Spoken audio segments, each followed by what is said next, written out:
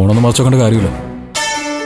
നീ ആർക്കാ മെസ്സേജ് അയക്കുന്നതെന്ന്, സിംഗപ്പൂരിലേക്ക് പോകാൻ നിനക്ക് പറ്റില്ലെന്ന് നീ അമ്മാവനോട് പറഞ്ഞത് എന്തുകൊണ്ടാണെന്നൊക്കെ എനിക്കറിയാം.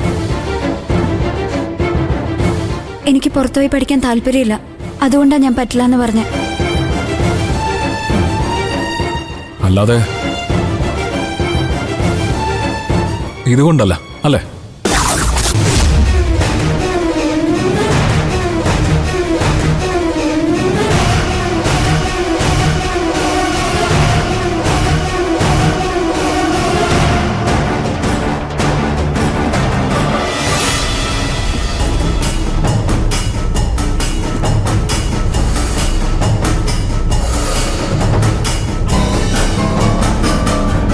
ഇതുവരെ ഞാനത് ആരോടും പറഞ്ഞിട്ടില്ല. ഇനി പറയാതിരിക്കണമെങ്കിൽ നീ ഇപ്പൊ തന്നെ പോയി അമ്മാവനോട് സിംഗപ്പൂർ യാത്രയ്ക്ക് തയ്യാറാണെന്ന് പറയണം.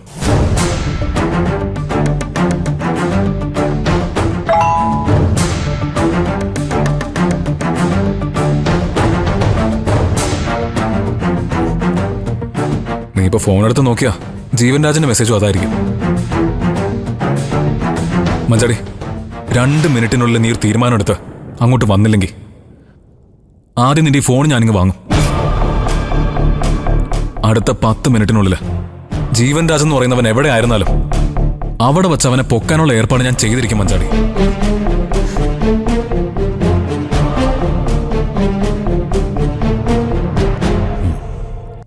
രഘുവേട്ടൻ അങ്ങനെ ഒരു മുഖം കൂടി ഉണ്ടെന്ന് നിനക്കറിയാലോ.